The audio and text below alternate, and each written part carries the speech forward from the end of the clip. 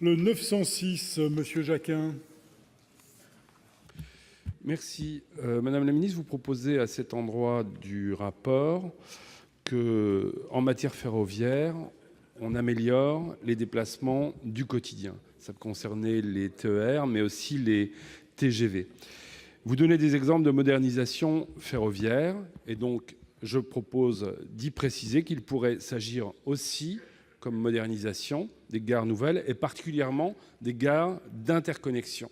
Des gares TGV d'interconnexion, c'est-à-dire qu'il est possible à cet endroit-là de quitter le TGV pour prendre un TER, un endroit où le fer croise le fer. Dans une loi des mobilités, une loi du XXIe siècle, l'intermodalité doit être une évidence et s'imposer. Ça peut paraître pas nécessaire, puisqu'on a souvent l'habitude d'aller en voiture à la gare, mais par contre, quand on arrive dans une gare non connectée à un autre mode de transport et qu'il y a un défaut de navette, de taxi ou autre, on peut perdre tout le bénéfice de son trajet grande vitesse. Et donc, l'intermodalité avec des correspondances précises peuvent être d'une très grande efficacité. Il faut aller voir dans des pays où le rail est extrêmement précis, par exemple comme la Suisse, où vous passez d'un quai à un autre, il n'y a quasiment pas de rupture de charge et c'est extrêmement efficace. Je vous remercie.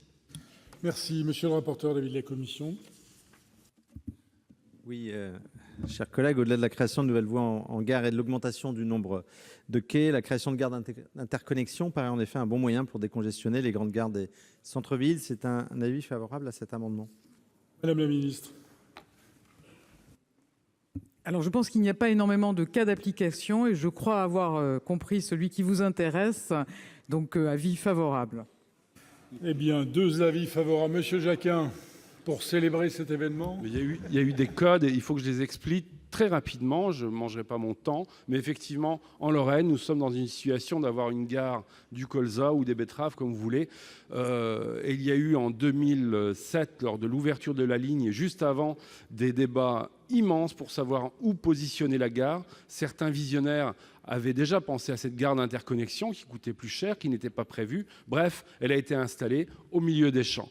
Mais des réservations ont été faites pour plus de 25 millions d'euros pour prévoir les aménagements permettant que le fer relie le fer à cet endroit-là. Et c'est un débat qui n'en finit pas chez nous, puisqu'on a même obtenu 1 centime de TICPE en 2014 pour réaliser cette gare. Et à cette heure-ci, la région Grand Est, qui le récupère, l'utilise à d'autres fins et nous dit que cette gare d'interconnexion n'est pas une priorité. Mais franchement, Madame la Ministre, votre réponse me satisfait pleinement et je laisse le reste du temps de parole. Merci.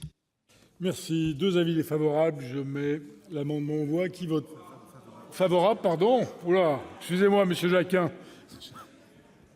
Deux avis favorables. Qui vote pour?